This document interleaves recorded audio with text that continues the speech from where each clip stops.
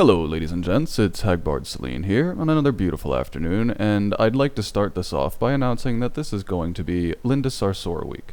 Linda Sarsour is an, let's say, activist. She doesn't work with CARE, but she works with the AANY, or the Arab American Association of New York, the other CARE. And I should imagine the New York chapter of the same association that cried and whined until Aladdin was forced to change the intro song to remove the word barbaric for butthurt feelings. That being said, I was made aware of Linda Sarsour because I have a little show I run with a friend of mine named Reese called the Nightmare Fuel Podcast. We covered one of the videos that she was in, and many of the people in the audience at the time then started sending me clips of her, little individual clips of her saying just outlandish things on national television and being roundly agreed with.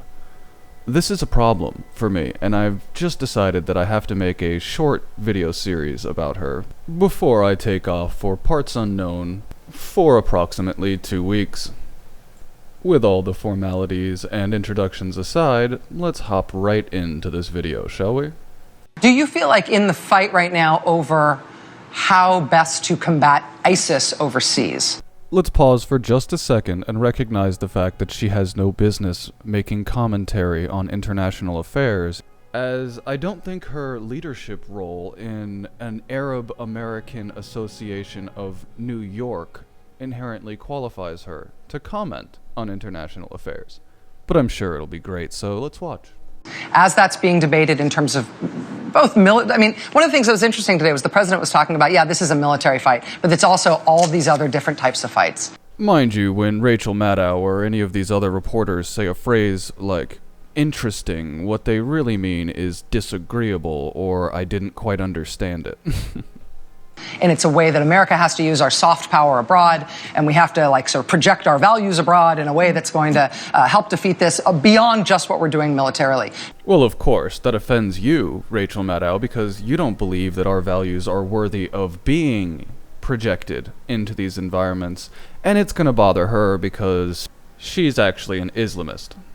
Do you feel like that discussion is constructive, or that is also basically over-reductive and isn't taking account of how we've been acting? Indeed, because when having a discussion about ISIS, it's always important to wonder, what did we do, really? I mean, if we want to uphold our values and we want to show the rest of the world how wonderful we are, well, we need to start here at home. While we're talking about partnering with Muslim communities and you are a partner, you are part of the fabric of our society. Yes, I don't agree with this placating language either. As far as I'm concerned, you're a part of our society if you choose to be. And only if you choose to be. If you choose to willfully make yourself not a part of our society, that's on you. Our government operates massive surveillance program, unwarranted surveillance in Muslim communities, chilling free speech, making people feel afraid. I mean, a lot of Muslims have come to the United States to get away from regimes where they feel like their freedom of speech is infringed on, where some people don't have freedom of religion.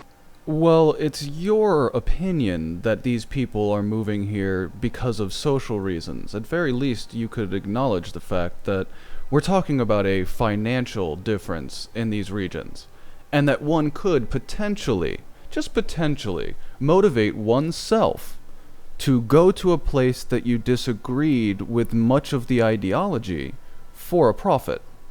You must acknowledge that this is a distinct possibility with at least a percentage of all these migrants, correct? We come to the U.S., 22 states with anti-Sharia bills trying to ban us from practicing our faith.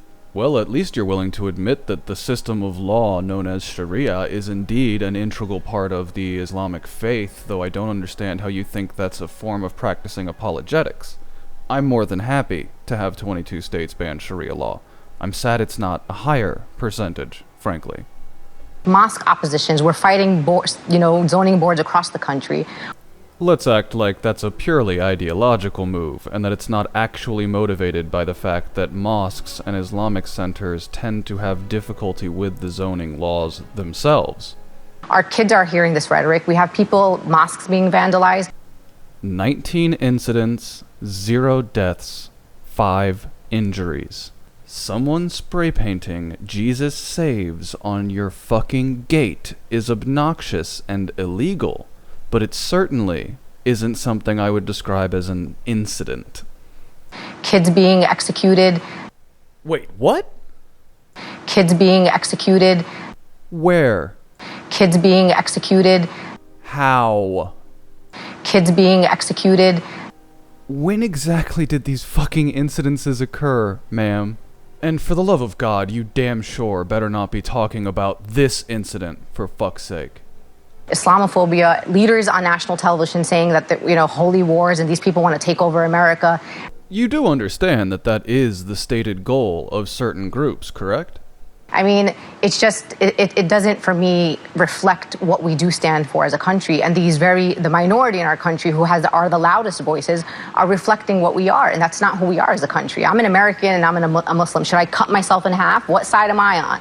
If you're actually feeling that crisis of faith internally, have you considered that that's part of the problem? Because I just consider myself an American.